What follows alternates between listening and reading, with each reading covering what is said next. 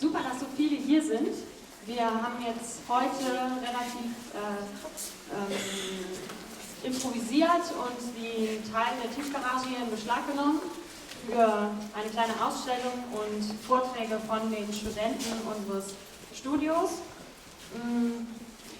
Der Gedanke war eigentlich dabei, dass man das Gastprofessorenstudio auch mehr in die Lehre integriert, dass es eine Möglichkeit gibt des gegenseitigen Austauschs, und da ist der heutige Tag natürlich super, weil im Anschluss ja die Weihnachtsfeier stattfindet. Und deswegen sind wir bei der diessemestrigen Vortragsreihe Teil der Vortragsreihe. Unser diessemestriger Gastprofessor ist Alexandre aus Paris. Und wir haben uns das so gedacht, dass wir eine kurze Einführung geben, beziehungsweise Alexandre die Einführung des Studiothemas gibt, und dann werden Studenten unseres Kurses vor euch ihre Arbeit, ihren Zwischenstand kurz vorstellen. Und die Arbeiten sind auch ausgestellt hier auf dem Boden. Ich denke, Fragen werden nicht, kann man dann im Anschluss bei Glühwein und der Werkstatt anstellen. Ja, super. Also der Titel ist Bâtiment Maschine, und wir haben eigentlich, das wird Alexandre jetzt auch noch näher erläutern, die Aufgabe ist es, ein Kulturzentrum zu entwickeln in der Cité de Universitaire in Paris, dem Campusgelände in Paris. Und wir fragen eigentlich, wie müssen Räume sein, um ihre Nutzer anzuregen, welche Architektur erfordert dies, und bedarf es nur einer thematischen Hülle, wie kann ein Ort künstlerisches oder auch handwerkliches Schaffen beeinflussen, und wie kann das mehr in die Gesellschaft integriert werden. Und der Weg dorthin wurde eigentlich so organisiert, dass die Studenten ein Referenzgebäude zugeteilt bekommen haben und aufgrund des Referenzgebäudes einen Visual Atlas erstellt haben. Das wird jetzt Alexandre noch näher erläutern und es dann eine Transformation gibt zu ihrem eigentlichen Projekt. Okay, vielen Dank.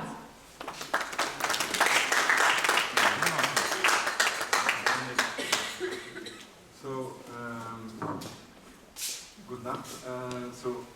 Very happy to be here and especially in this place, in this parking, just to talk about architecture. So this is, of course, the topic of this studio, and this is our goal. So we talk a lot about the situation of this talk with Christina. So we thought about different places in the school, and we thought about the parking, just because we are very interested in that kind of space, about that kind of typology, about building a space which is supposed not to be made for human being in a certain way. So that's nice to be there, and just to, so of course the topic tonight is to talk about the work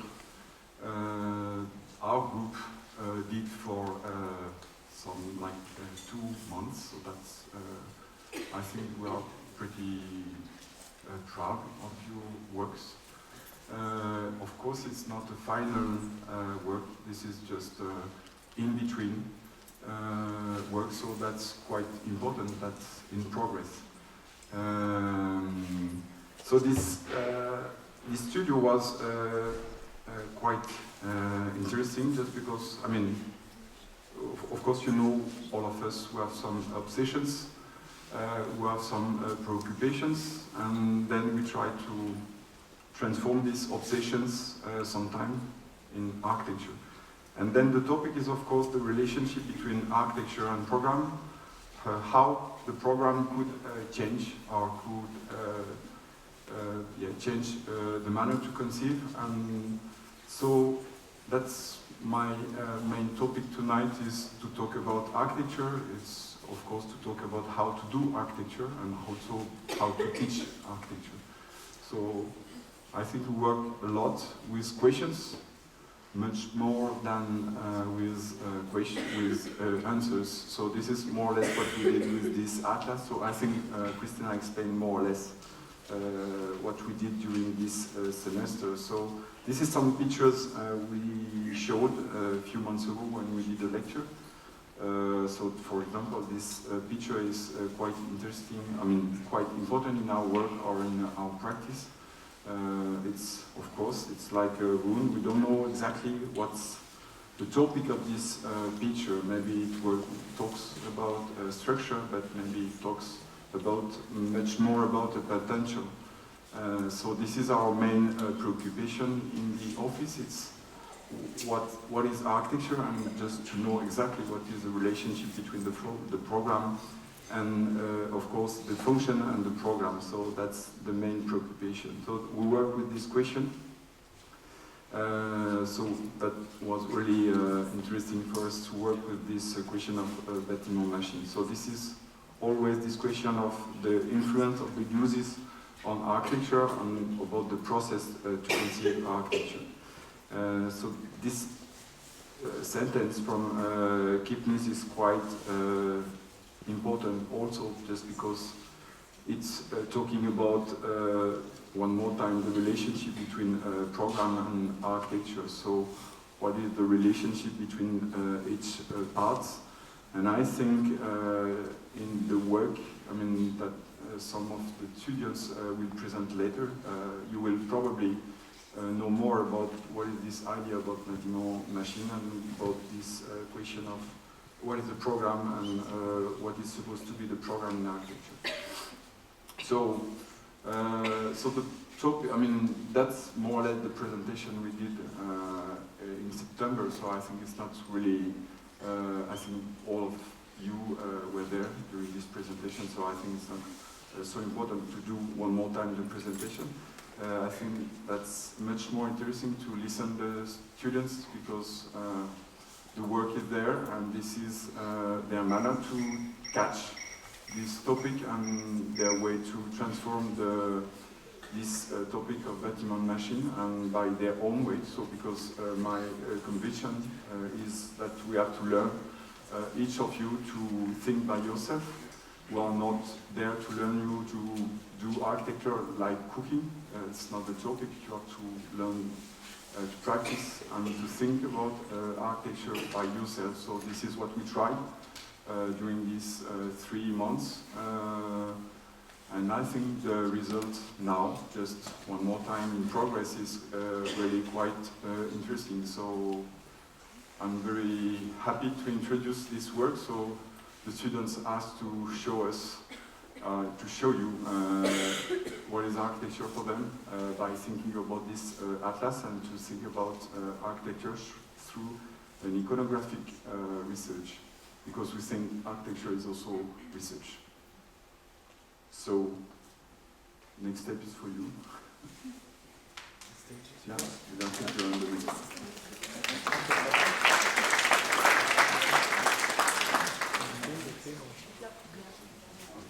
No, it's 5 minutes. It's okay.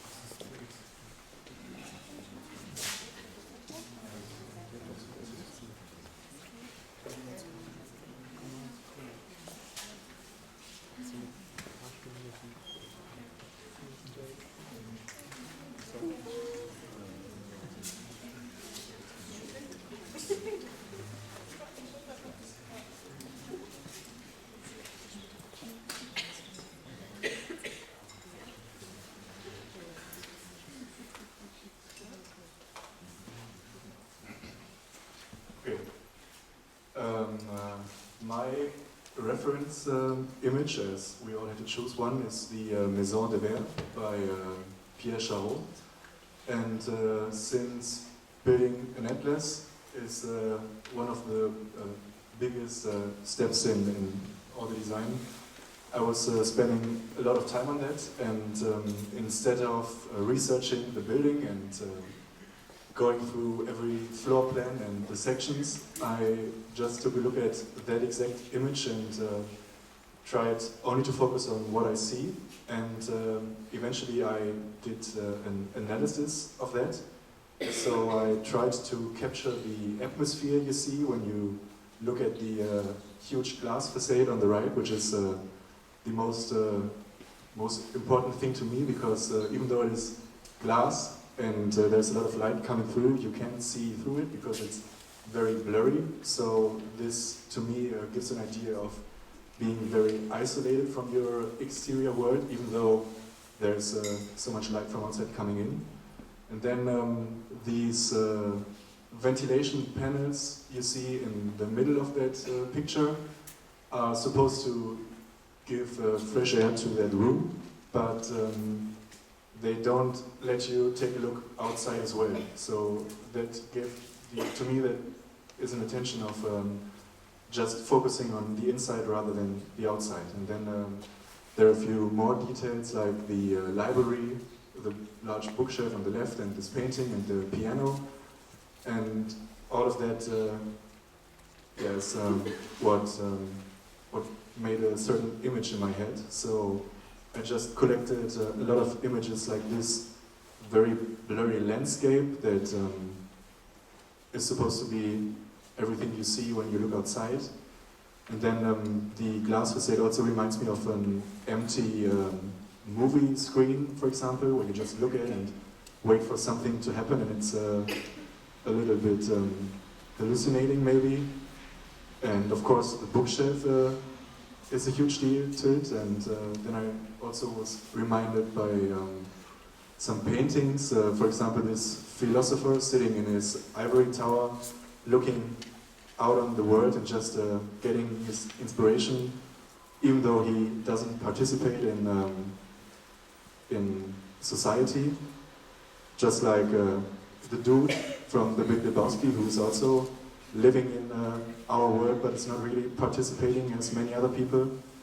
I'm just gonna click through it a little, and I also found some references in dystopian stories, like the one from a high-rise building where the whole society in somewhere in an unknown future is piled up, and everything is highly divided into different hierarchies, and eventually there's a civil war breaking out. When you look at the reference image, I had a feeling of someone being on the very top floor of such a high-rise building, being surrounded by all that knowledge but not really sharing it. And so I just found a few different images that reminded me on that. And after doing that research, I was trying to find a way to make a volume or a space out of that, out of those ideas. And I tried to create a space that extracts the pleasure you can feel or you can have from architecture or the space you're surrounded by.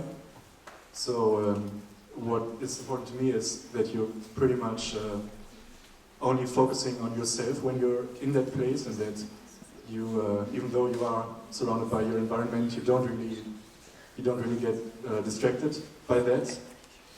So first, because I was thinking of those hierarchies so much, I did some vertical studies of hierarchies and visibility, and just trying to find a way of combining that with some constructional or constructive details I found in the reference image, until I found out that building a high-rise is not, for me, it's not the way to split up those hierarchies, and instead I just created a more horizontal image in my head that only consists of 3 floors, as you can see in that example. And each floor has a different height, so that the ground floor with the highest ceiling level is meant to be for people that want to share that experience of just letting out society and gathering in one place. The floor in the middle is for a fewer people, and then the top floor is the most private or intimate space. And by creating those volumes, which are supposed to have this blurry glass facade so that you're isolated, you also get a lot of spaces, blank spaces in between that could work as public spaces where you can gather. Again, those would be the private places, and those could be the public places in that matter, and you can just play and verify those volumes and shift them and give them an order that works best for your criteria. But only introducing a solid building with this glass facade wasn't really everything that I was thinking of when I did this atlas. So I tried to catch up on the idea of that glass facade again, and designed a huge cube that is only made out of this glass facade. So when you're inside of that, and it doesn't have a precise scale yet, you can look around and you're basically lost and don't really see anything of your surrounding, but you still have the connection to the ground, and you see the sky as well, but you don't see buildings in front of you or nature or anything you're surrounded of. And then those volumes, for example, and private and more common spaces could be spread in that volume. And I imagine it, I don't know, to be some kind of snow blindness when you're in there. And working with this cube and adding a grid that is related to the window grid of the Maison de Verre, I added some details like those arms, for example, that are meant to enlighten the facade from the outside, so that at night it would still be illuminated, and if you're inside of that cube you couldn't really tell if it was night or day, because your outside is just constantly shining or glowing.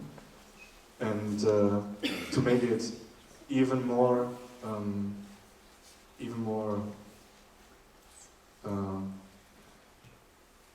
well, to not have corners. For example, in that case we had 4 corners. If you're standing inside of that cube, I tried to find a way of you totally losing your way around by just introducing a round structure in that case. And yeah, that would from now on lead to just finding the right order of volumes inside and trying to find the right balance from now on.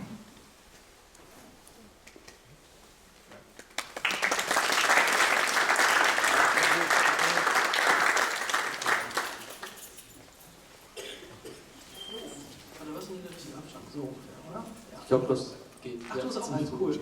Ja. Unser Referenzgebäude ist das École de Plein Air von Bruther in Suresnes, in der Nähe von Paris. Eine Freiluftschule. Und das Interessante an dem Gebäude ist eigentlich, dass es gibt diese Klassenräume, Pavillons, ich glaube 7 Stück, die auf dem Gelände verteilt stehen, verbunden mit einem Glasgang und die sich an 3 Seiten eigentlich komplett öffnen lassen. Und das war eigentlich das Spannende für uns daran. Wir haben uns das ein bisschen angeguckt, wie sich der Raum eigentlich dadurch auflösen lässt, dass man alles öffnen kann. Das ist die Idee der Freiluftschule, die Luft weht dadurch.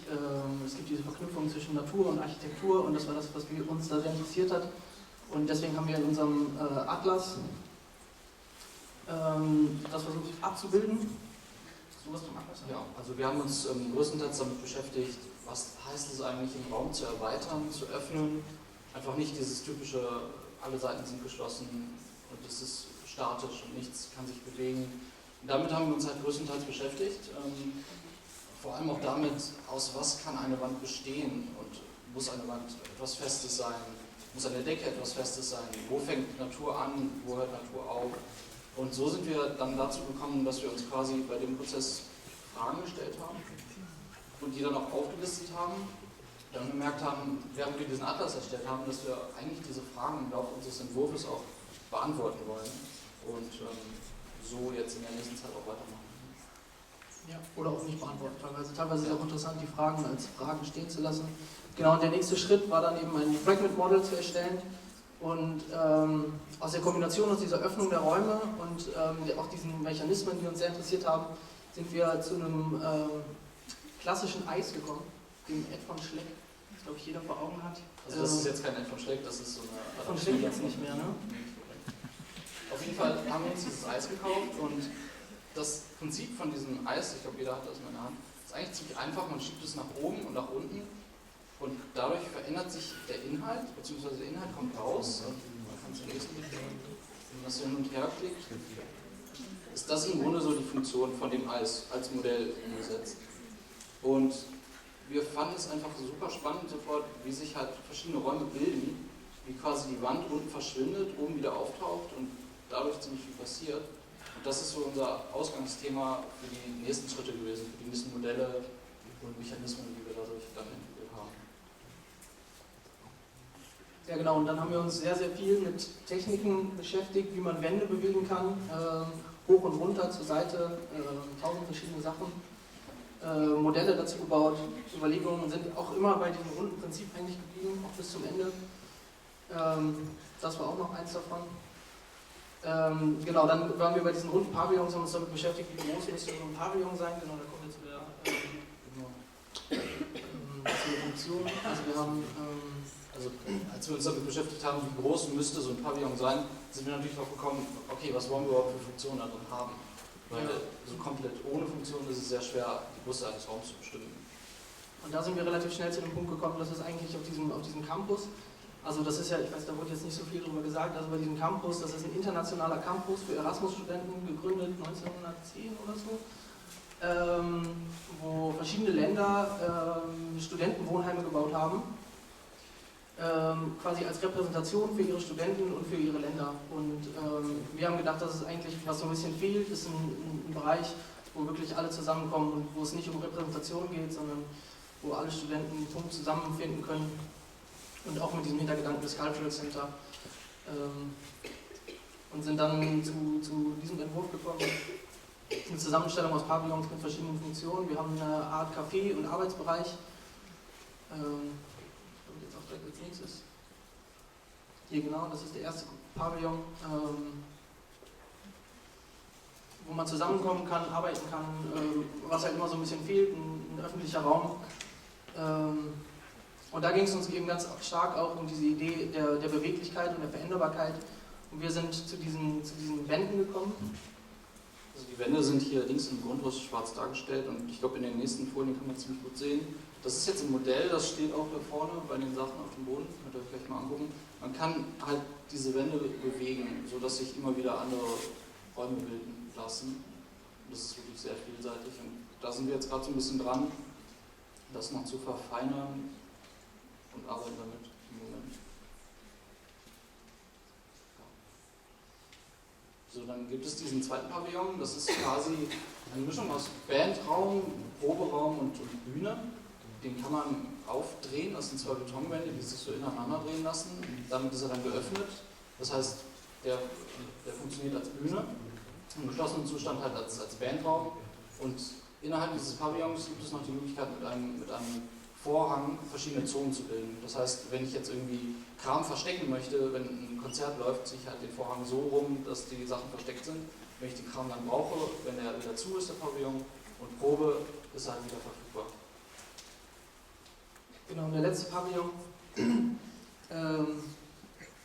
Hier haben wir nochmal sehr stark über die äußere Hülle nachgedacht und wir hatten immer irgendwie schon von Anfang an diese Idee im Kopf, dass es eigentlich am schönsten wäre, wenn diese Hülle nur noch so eine transluzente Stoffbahn wäre.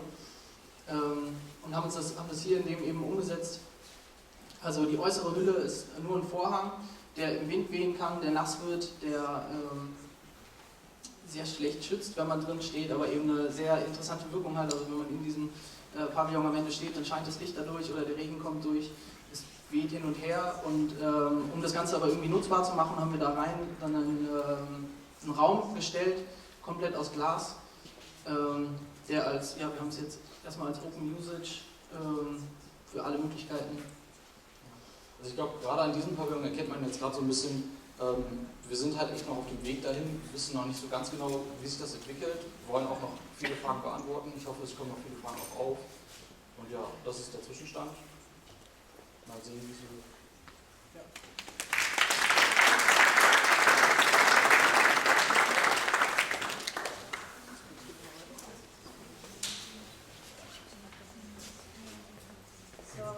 This is my reference building. It's the Saint-Chapelle in Paris, and it's a palace chapel.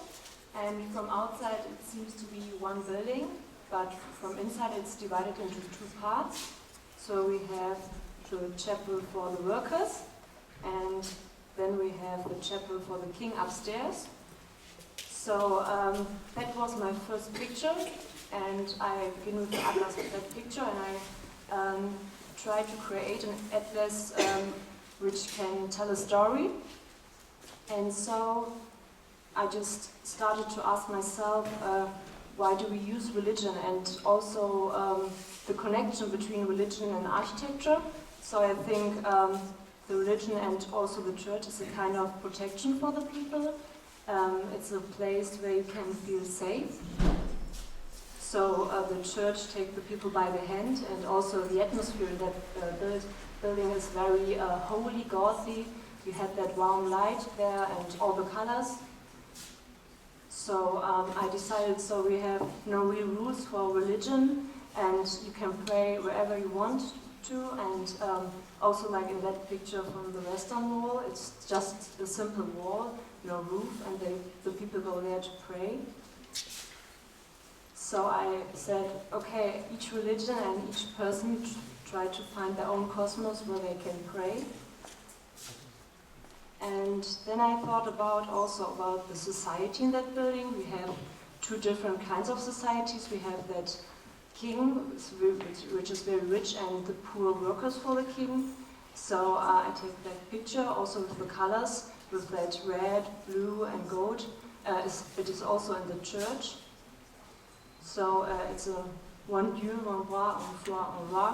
So we have one God, one king, one religion, and one law.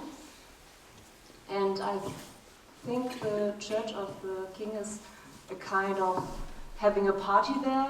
You have all that colors, and you ask yourself, is it really necessary to have all that colors to pray? And it's a kind of the king is having fun there, and don't think about the workers downstairs.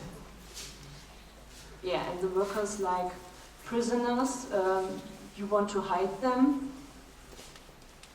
Yeah, and so we have that two different kinds of societies with two different atmospheres, but the essence of the building is the same. It's very clear and simple. It's just a wall, a window, and a roof. So we have that all that contrast in that atmosphere also, and it's like in that picture you have the contrast of light and massive.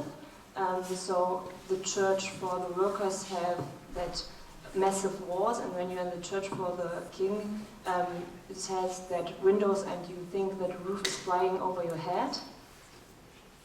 And so we have also the contrast of bright and dark. Yeah, and then I think about also, so at the end I asked myself, if both societies would be brought together, how would the people react? So would they prefer to stay in their community, like in a box, side by side and without a contact? Or are they afraid of the change or the different peoples of the social classes? And what will happen if they have the opportunity to change their social position? And then I just started with my fragment model, and I started with the walls and also with the different atmospheres, and I just take two different materials, concrete and wax. So with the wax I try to create a cosmos there inside, and downstairs at the chapel for the worker it's very dark, and you have that massive concrete walls. Yeah, and that is side plan, and I just take a part there on the street, so it's very a place where the people from the outside, where the Parisians came together with the students, and it's a kind of a border there, so I just take that place to create an area of communication and exchange.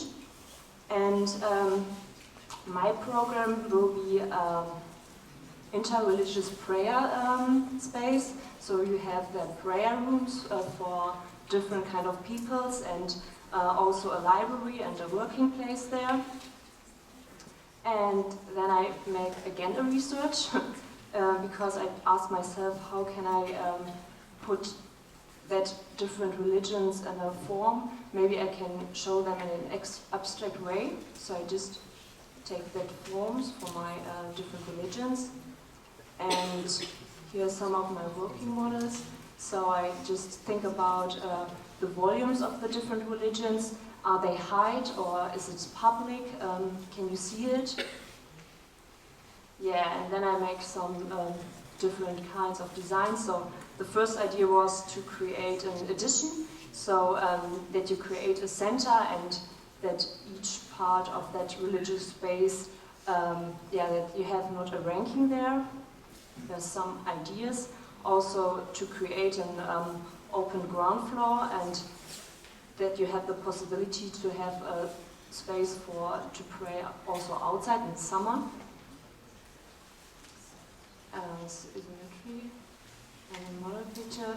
And then I thought about what will happen when you put the different prayer rooms downstairs, so you can see it from the street side, and you can go there and just go to pray. So we have that easy access there.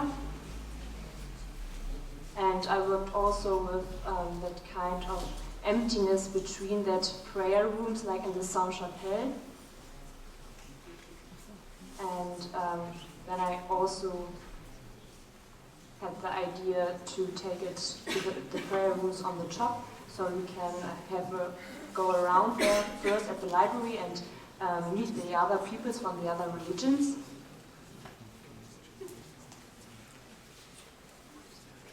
So at the end, I think my building is a bâtiment machine. I called it also bâtiment machine religieux because it is a place where different peoples from different cultures come together, and every person can create their own cosmos to pray. So it is a place for everyone, for the students from the campus, but also for the Parisians outside. And I'm just walking down.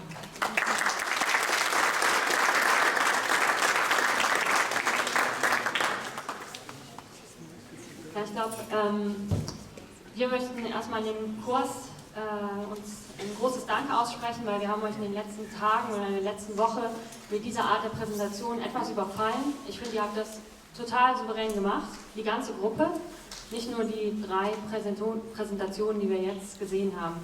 Und alle sind herzlich eingeladen, auch die anderen Arbeiten, die ausgelegt sind, anzuschauen.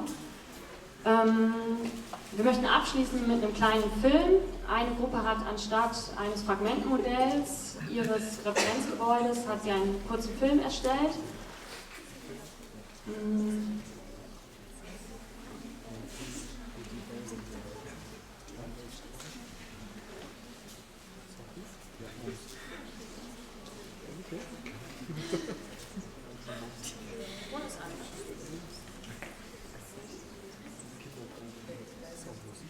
Wir hatten das Referenzgebäude Fun Palace von Cedric Price.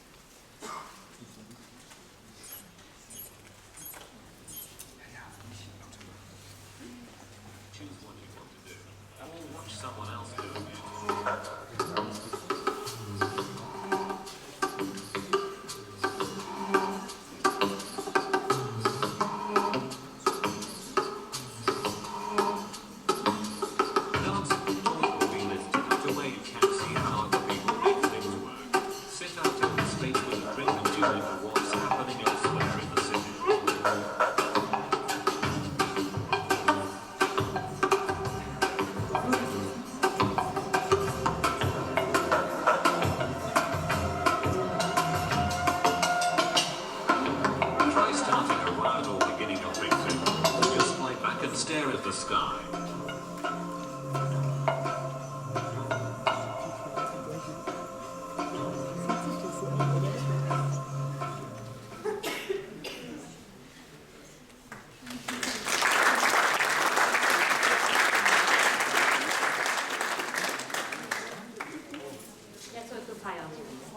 Ich glaube, wir suchen uns für die Endpräsentation entweder wieder den gleichen Ort oder anderswo im Gebäude. Wir sind total gespannt auf die Endergebnisse und ihr hoffentlich auch. Danke.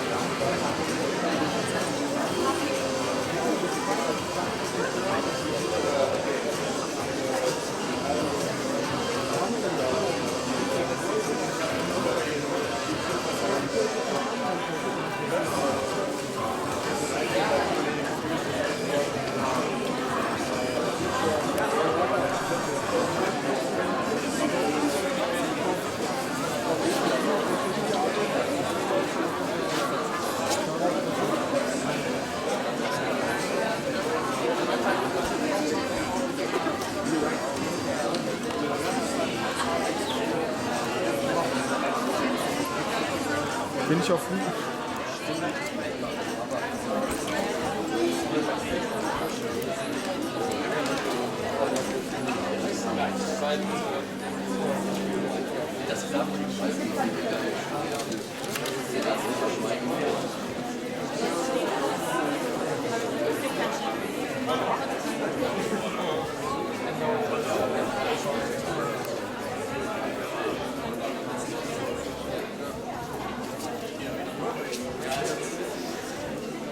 Es wurde gerade gefragt, wo es den Stempel gibt.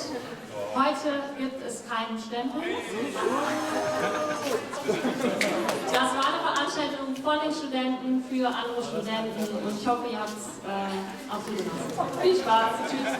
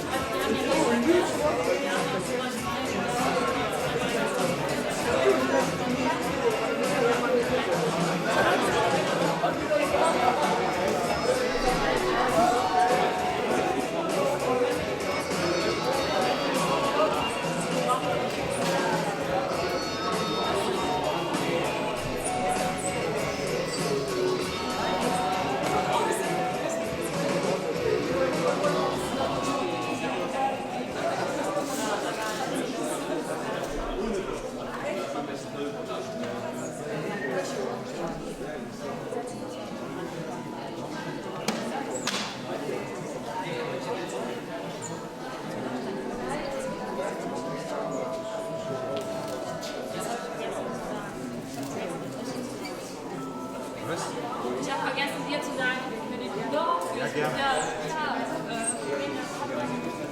Total kurzfristig gefragt. Also, ist viel besser als das Japan-Haus. Ich gebe dir ein Bier und Rotwein noch. Ja. Ja, so Location. Achso. Das ist okay.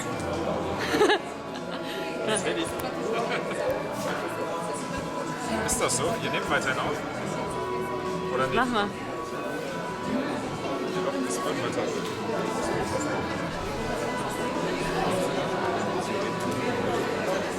Okay, dann machen wir Stopp. Hier?